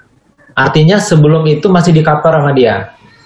Dari halaman 5669. Jadi dia nggak discontinue semuanya Bapak Ibu. Sebelum itu dia masih cover. Jadi dia nggak akan hilang metadatanya dari Scopus. Semoga bisa menjawab Pak Fali. Yap. Oke, nampaknya baru itu pertanyaannya Pak Prof. Silahkan dilanjutkan. Oke, lanjut ke share ya.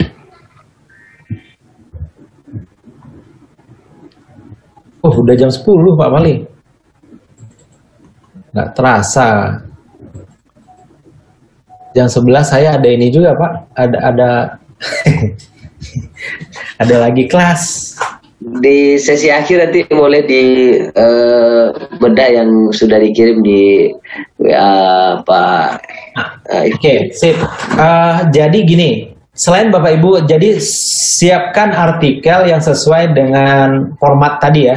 Jadi kalau pendidikan itu rata-rata menggunakan EPA, jadi Bapak Ibu gunakan JARS tadi. Kalau sudah gunain JARS, tulis dalam bahasa Indonesia Bapak Ibu.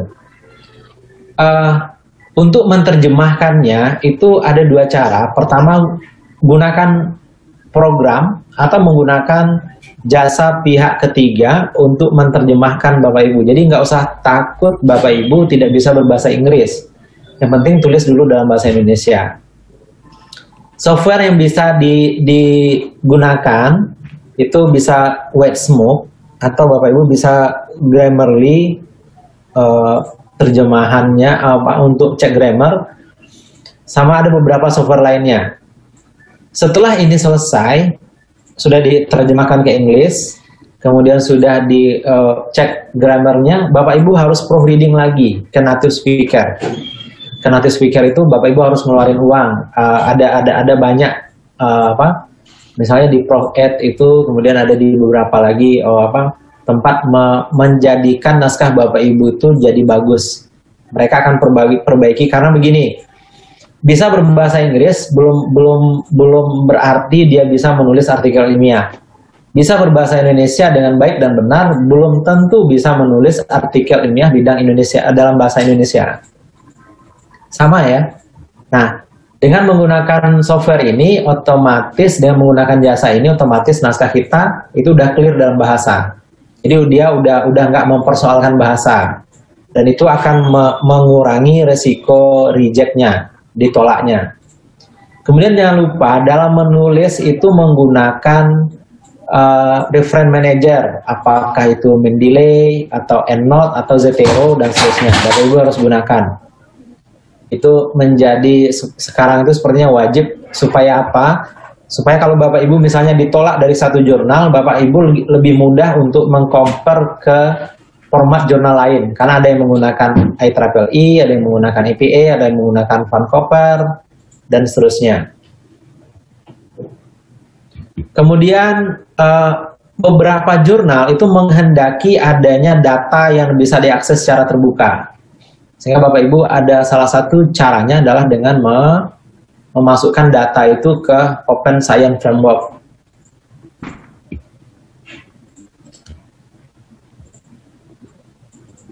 Oke. Kemudian ya, predator, isu predator sebenarnya sudah berhenti Bapak Ibu, sudah berhenti. Tapi meskipun itu masih ada, yang penting Bapak Ibu, walaupun Bapak Ibu masuk ke jurnal predator sekalipun, yang penting prosesnya itu dilakukan dengan baik. Jadi di Dikti sekarang pun, kecuali yang masuk dalam daftar list blacklist Dikti, itu beberapa jurnal saja. Sisanya yang masuk bell list itu sebenarnya bell list sendiri kan sudah nggak ada ya Bapak Ibu ya, sudah tidak ada lagi. Tapi masih ada juga orang yang masih mempercayai itu. Yang harus dihindari benar itu hijack jurnal Bapak Ibu. Hijack jurnal itu apa? Jurnal yang membuat duplikasi web yang sama dengan jurnal asli. Nama jurnalnya sama, ISSN-nya sama, tapi persoalannya adalah artikel yang terbit di hijack jurnal itu tidak bisa di-cover Scopus. Dan itu akan merugikan Bapak Ibu. Itu yang penting.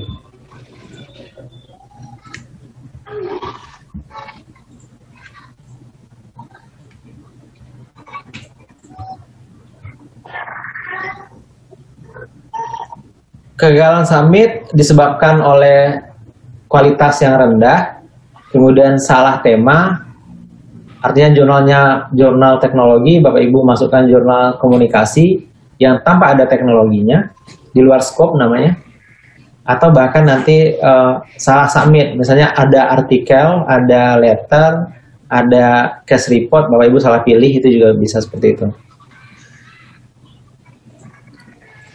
Cara mudah agar artikel lolos pada jurnal internasional yang terlihat Scopus adalah tulislah naskah yang berkualitas baik dan benar. Itu aja caranya, trik-triknya itu. Kalau itu sudah benar, selesai ya saja Bapak Ibu.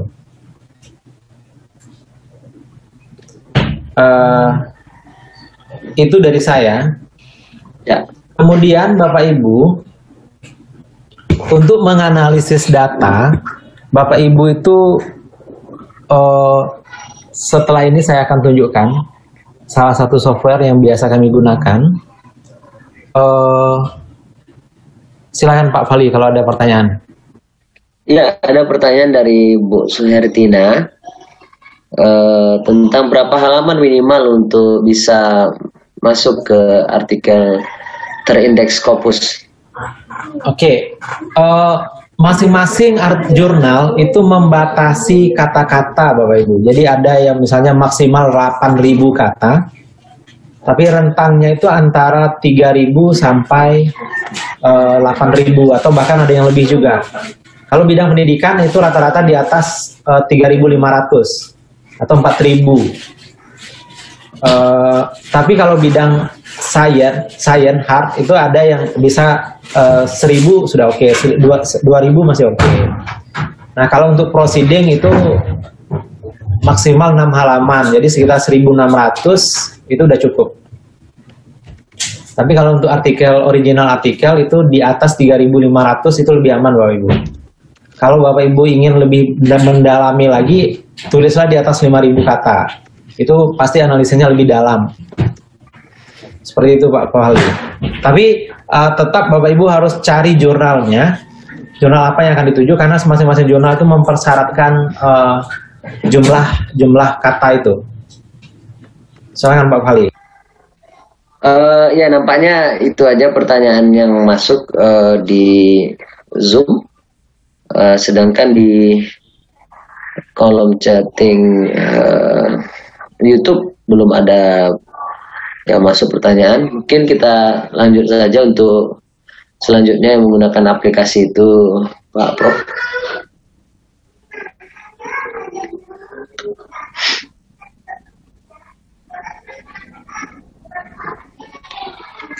Ya, Pak Ifdil, silahkan melanjutkan kembali materinya untuk penggunaan aplikasi yang biasa digunakan dalam menganalisis data yang akan memudahkan setiap penulis agar artikelnya sesuai dengan tulisan selingkung di artikel yang terindeks Scopus. Silakan Pak Ifdil, kita persilahkan. Oke Pak Fali, sebentar, saya carikan data dulu sebentar. Baik, Bapak Ibu sekalian, sambil Pak Prof Ifdil sedang mencari data, saya perlu ingatkan, silahkan mengisi link sertifikat yang sudah kita share di bawah. Perlu saya ingatkan kembali bahwa sebelum mengirim nama dan beserta apapun yang ada di link itu, kami ingatkan kembali telah mengecek email dan nama dengan benar sehingga tidak ada kesalahan dalam pengiriman. Karena ada beberapa kejadian karena emailnya salah, maka link sertifikatnya tidak terkirim ke email masing-masing. Oleh karena itu kami harapkan Bapak Ibu sekalian memeriksa kembali sebelum mengirimnya. Karena Pak Ifdil sudah masuk, kita persilahkan kembali. Ya Bapak Ibu, salah satu software yang sering kita gunakan itu adalah JABSP. Bapak Ibu bisa download, ini gratis softwarenya. Softwarenya cukup simpel sebenarnya Bapak Ibu. Jadi Bapak Ibu tinggal buka data dari Excel, buka, nanti datanya akan seperti ini. Kelihatan ya. Nah nanti misal Bapak Ibu mengolahnya, biasakan kita ada bisa deskriptif gitu kan, kemudian t-test, ANOVA, mix model, klasikal, Bayesian dan seterusnya, regresi, frekuensi dan seterusnya. Nah Bapak Ibu Bapak Ibu bisa mencoba menganalisis dalam bentuk lain. Misalnya deskriptif. Deskriptif itu misalnya Bapak Ibu based of gender. Dari gender ini datanya misalnya ini. Lalu Bapak Ibu masukkan ya. Gender. Nah, nanti kalau kurang menarik, Bapak Ibu bisa menganalisisnya melewat Bayesian korelasi. Misalnya, Ibu korelasikan antara PB score dengan ini misalnya. Nanti Bapak Ibu bisa mendapatkan hasil yang apa ya? Yang berbeda dari yang kebanyakan. Misalnya Bapak Ibu keluarin plotnya. Oh, sebentar.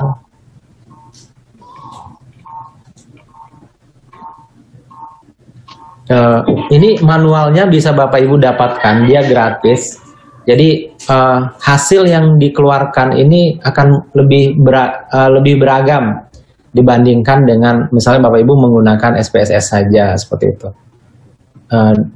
Di sini dia masih lebih banyak yang bisa dikeluarkan. Dari variabel-variabel atau dari ini.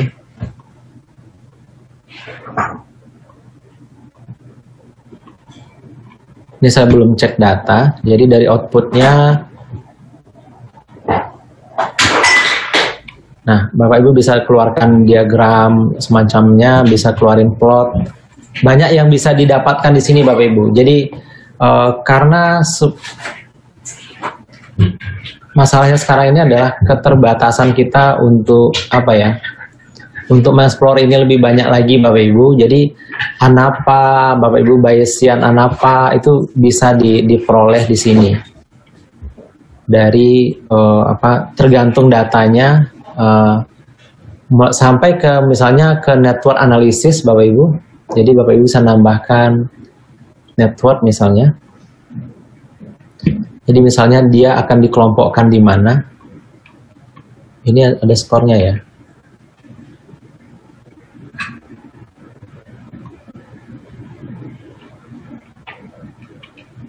Sebentar.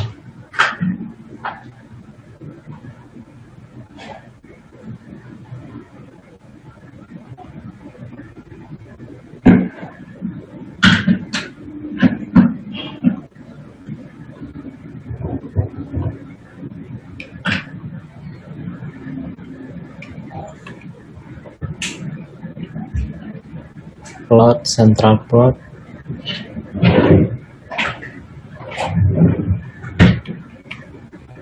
Oh, ini datanya nggak keluar ya, salah data. Nanti Bapak Ibu silakan download di JABS. Nanti Bapak Ibu bisa buka di YouTube, misalnya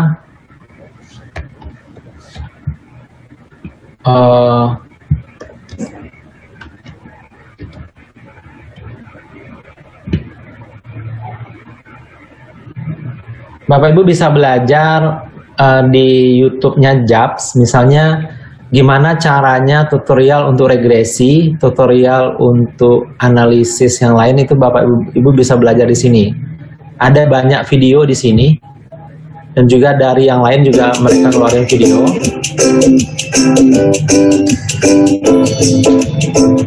Nah, misalnya ini network analysis. Jadi dari network ini Bapak Ibu bisa keluar seperti ini data-datanya. Dari banyak variabel tadi dia bisa keluarkan plot seperti ini. Jadi data-data yang Bapak Ibu hasilkan itu lebih menarik gitu kan. Dari Jadi silakan di download. Bapak Ibu nama softwarenya JASP. Nih, download JASP. Dan ini gratis Bapak Ibu. Jadi di JASP ini lebih banyak yang bisa Bapak Ibu eksplorasi dari softwarenya, dari analisis yang bisa digunakan Bapak Ibu.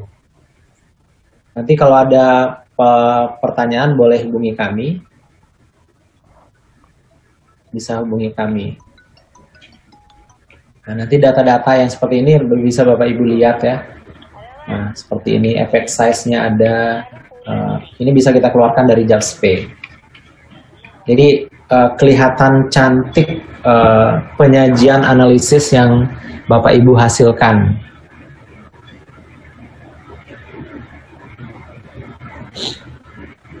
Nanti kalau perlu, jadi ada yang memerlukan, kita bisa bantu untuk bagaimana bisa kursus JAP ini, gitu. JASP.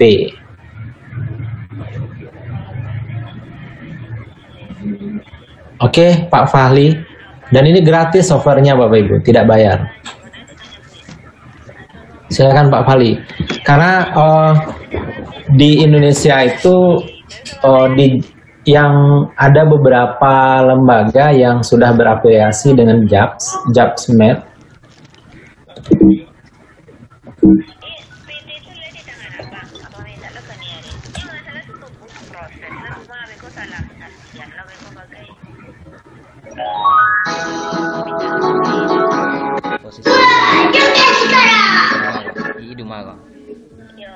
Ini bisa kelihatan Pak? Enggak? Bisa. Oh, keluar dari share.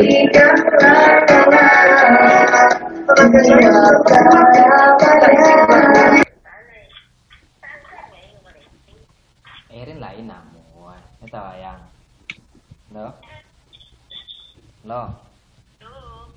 kan abang yang PT bang dapat 22 batang tuh mah, kan abang masuk langsung ke Pegadaian. Ya, ke 20 juta ya kan. Nampak Bapak Ibu? Jadi ini ada material-material dari JAPS yang bisa Bapak Ibu pelajari.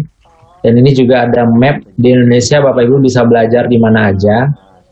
Ini Bapak Ibu bisa lihat di Indonesia. Ada beberapa lembaga yang udah berafiliasi dengan JAPS. Universitas ini Ganesha Bali, kemudian ini ada Universitas Janabarda, kemudian ini Universitas Negeri Semarang, Indraprasta, kemudian di Padang ada Universitas Negeri Padang, ada Indonesian Institute for Counseling and Education, kemudian ada Universitas Andalas Bapak Ibu. Jadi Bapak Ibu bisa, setidaknya di Indonesia ini ada 7 lembaga yang sudah menggunakan ini, yang sudah berafiliasi dengan JAPS. Terima kasih Pak Fahli. Ya, silakan di sesi terakhir untuk artikel permintaan dari serta Pak Prof untuk diberi komentar artikel itu, karena artikel itu belum disubmit ke jurnal manapun. Jadi dia memohon agar diberi masukan. Silahkan. Oh, ada Pak Free mau bertanya Pak ya, sebentar. Kita ya Pak Free, silakan diaktifkan mikrofonnya. Terima kasih Pak saya ingin tanyakan masalah Psikopus ini kan.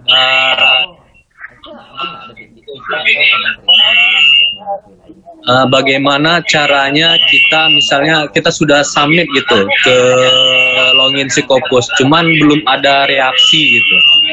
Oh, belum ada respon ya? Ya, respon. Bagaimana caranya gitu untuk mengapanya gitu? Baik, terima kasih Pak. Terima kasih Henry. Ya, untuk narasumber kita, kita silakan untuk menjawab dari. Oke, ini memang tergantung jurnal Pak. Jadi kalau pengalaman kami ada yang kita submit 2018 itu belum direspon. Tapi memang tetap kita nggak bisa diapa-apain gitu kan.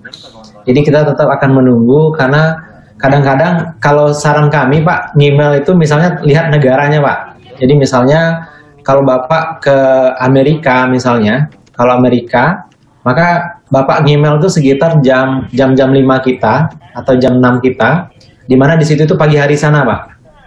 Kalau Bapak email pagi kita, mereka lagi tengah malam, Terus nanti kan email itu kan terhimpit Pak, ada banyak masuk, otomatis kita jadi itu. Jadi pertama gunakan email afiliasi institusi, yang kedua email lah di waktu yang tepat. Kadang-kadang email ini juga masuk spam dia Pak.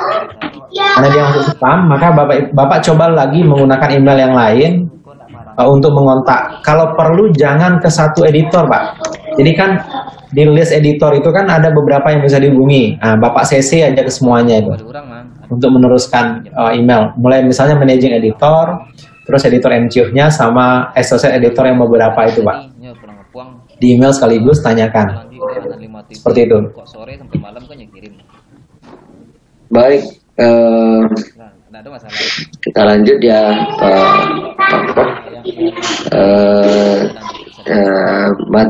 materi selanjutnya untuk membedah artikel yang sudah diberikan oleh peserta.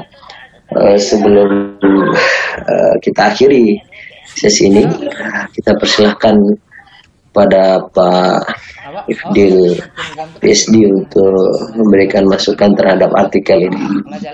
Berapa Pak, kita persilahkan. Oke, ini nama saya hilangkan untuk menjaga rahasia. Iya. Oke, judulnya memang agak masih belum belum nampak ini sebenarnya apa gitu kan ya, yang mau diukur tuh apa. Apakah ini hanya sekedar deskriptif simple aja tentang bagaimana pola asuh di keluarga Melayu gitu kan ya. Jadi riset ini coba kita lihat di sini. Nah ini kan dibuatnya polanya ini kan adalah ini background kalau misal menggunakan, kita lihat metodenya yang dikutipan ini adalah APA, maka ini kurang tepat. Karena APA kalau dia kualitatif otomatis kan startnya dari apa tadi, objektif. Nah, coba lihat,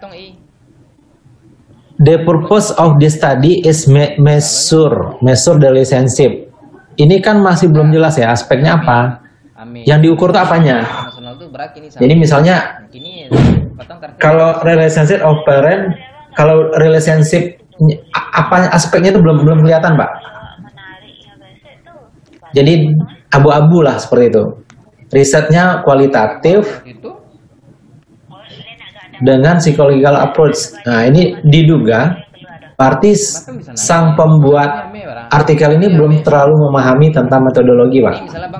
Abang cari ya. Ini untuk posisi harga tarik 9. Kalau bicara karena metodenya adalah kualitatif, otomatis di ini nggak responden, sampel, Pak.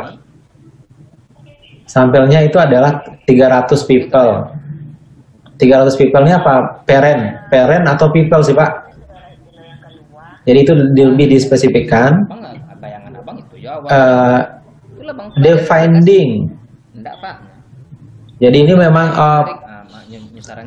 alat ukur masih belum ada, Pak. Belum ada di abstrak. Kemudian findingnya pun masih belum ada. Kemudian ini dia mau diapain? Apanya belum juga, Pak.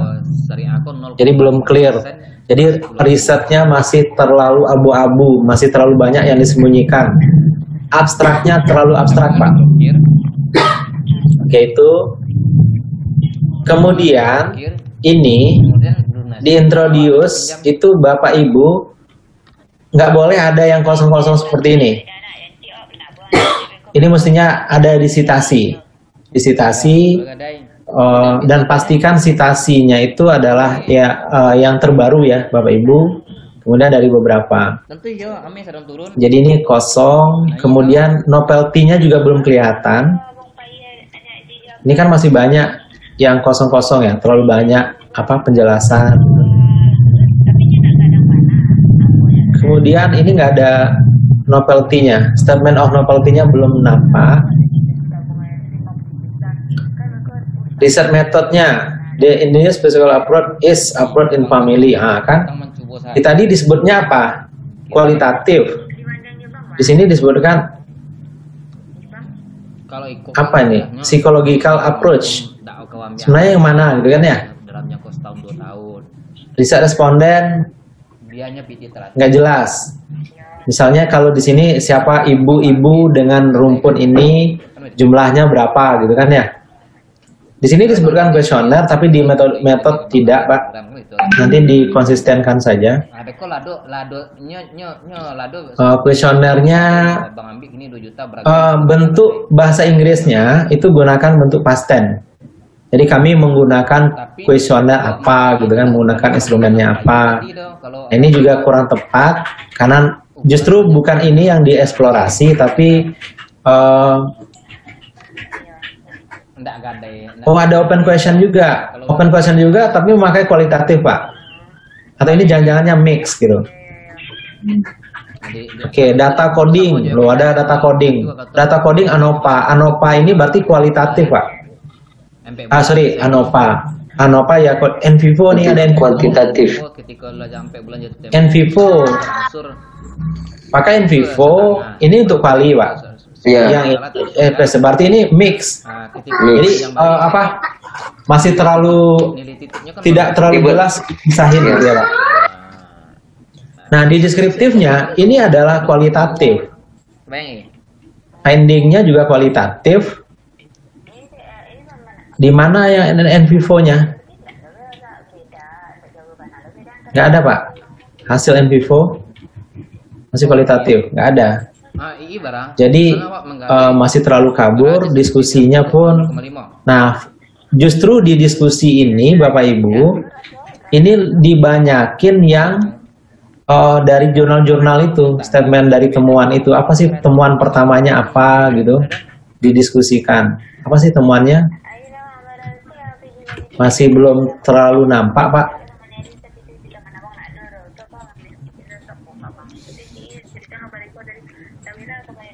Conclusion, sugesti nggak usah, ini buang aja. Jadi, ini kan masih terlalu terlalu rendah dengan ketika dia hanya menjawab gitu kan ya, seperti itu. Nah, kemudian referensi juga, referensinya masih beberapa masih tua. Dan ini coba lihat, ini apa ini nggak jelas ya. 2005. Ini buku masih kurang, Pak. Jadi kami di-clearkan lagi supaya dia lebih flow-nya itu lebih sama. Jadi antara abstrak, hasil, metode itu nggak sinkron, Pak Fali. Jadi pakai aja misalnya kalau memang pakai metodenya yang mana, konsisten aja dengan metode yang itu. Seperti itu, Pak. Baik, mungkin udah bisa sedikit dipahami oleh pemilik artikel ya. Nanti kalau ingin bertanya lebih banyak, kami akan kirimkan nomor narasumber kami kepada peserta yang menginginkannya. Demikian mungkin acara kita kali ini. Sebelum kita tutup, kita minta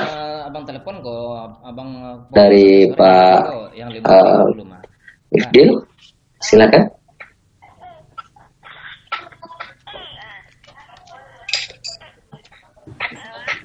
Bapak Ibu, Scopus itu mudah.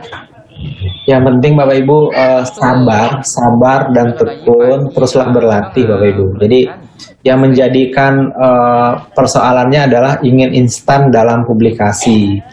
Jadi pola-pola instan itu kadang-kadang bikin marah dan emosi para pengelola jurnal di luar Bapak Ibu. Jadi kalau Bapak Ibu sering tanya-tanya, sementara kualitas artikel kita low, bisa juga dia di-reject-nya, gitu, ditolaknya. Jadi bersabar, latihan, step by step, baru nanti kalau ditolak nggak apa-apa, coba lagi dari masukan itu apa yang harus diperbaiki, gitu kan. Dan publikasilah aja Bapak Ibu tanpa harus mengaitkan dengan urusan kepangkatan Bapak Ibu. Kalau Bapak Ibu publikasi hanya untuk kepangkatan, nanti terkendala Bapak Ibu. Sekarang publikasi aja sebanyak-banyaknya. Nanti untuk kepangkatan nanti dipilih mana yang paling kuat dari publikasi itu yang dijadikan untuk naik pangkat. Seperti itu. Tetap semangat, terima kasih, sehat untuk keluarga semuanya. Wabillahi taufiq wal hidayah. Assalamualaikum warahmatullahi wabarakatuh.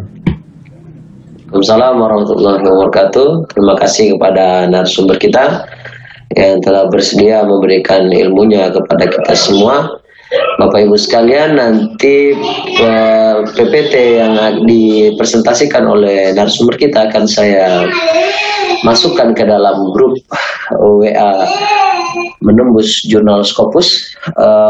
Oleh karena itu Bapak Ibu sekalian tidak perlu khawatir, kita akan kirimkan di sana. Bapak Ibu sekalian yang berminat untuk berdiskusi lebih lanjut bersama dengan Bapak narasumber kita kali ini, bisa nanti kita kirimkan nomor ponsel narasumber kita secara personal, tidak kita kirimkan di grup. Jadi yang membutuhkan saja kita akan kirimkan secara personal. Bapak Ibu sekalian, perlu kita ingatkan sekali lagi, dalam pengisian sertifikat itu diharapkan tidak ada sedikit pun kesalahan di sana, karena dia menggunakan aplikasi yang dihubungkan dengan spreadsheet yang kita langsung auto-create kan. Dan oleh karena itu jika ada kesalahan sedikit, besar atau kecil huruf, titik atau koma atau spasi, itu akan sangat berpengaruh dalam pengiriman email. Oleh karena itu saya mohonkan kepada Bapak Ibu sekalian mengecek kembali sebelum nanti terjadi kesalahan dalam pengiriman sertifikat.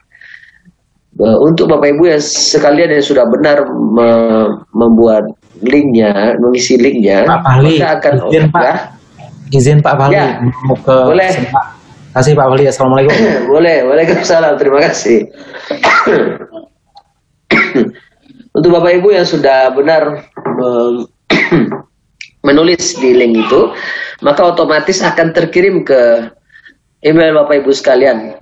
Setelah pengisian itu lebih kurang 1 menit, langsung terkirim ke email Bapak Ibu sekalian. Bapak Ibu sekalian, kita masih beri kesempatan Bapak Ibu yang belum mengisi sertifikat, link sertifikat, mohon disegerakan diisi.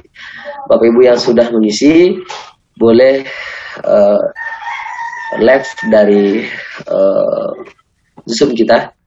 Dan sampai jumpa di pertemuan berikutnya di tanggal 3 Oktober untuk data mining yang akan dipandu oleh M. Marizal, praktisi data mining, yang akan kita coba kupas data mining untuk Scopus. Bapak Ibu sekalian, mungkin itu saja yang dapat saya sampaikan. Mohon banyak maaf apabila ada kekurangan selama penyampaian kita. Lebih dan kurang saya mohon maaf. Assalamualaikum warahmatullahi wabarakatuh. Sampai jumpa di series ketiga.